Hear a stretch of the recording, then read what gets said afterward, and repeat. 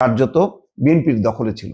ইশরাক হোসেনের সমর্থক বলি আর যাই বলি না কেন, এরা বিএনপির নেতা কর্মী সমর্থক।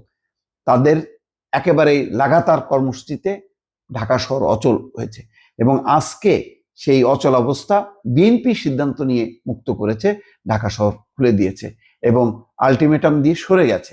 এবং এরপর যদি ডক্টর ইউনূসের অপসারণ, পদত্যাগ, নির্বাচনের দাবি, এইসব বিষয় নিয়ে যদি রাস্তায় নামে বিএনপি, কে ঠেকাবে? পারবে না। ডক্টর ইউনূসের কোনো দল আছে? দল নেই। কিন্তু তিনি স্বপ্নে বিভোর আছেন যে 5 বছর ধরে থাকবেন বা 2 বছর ধরে থাকবেন বা আরো 6 মাস 1 বছর থাকবেন। এটা কোনোভাবেই সম্ভব না। এর মধ্যে কয়েকটা গুরুত্বপূর্ণ বিষয় এসছে। মানবিক করিডোর, যে করিডোরের ব্যাপারে এখনো পর্যন্ত যে ব্যাখ্যা খলিলুর রহমান দিয়েছেন সেটা যথেষ্ট নয় বলে অনেকের কাছে প্রতীয়মান হচ্ছে।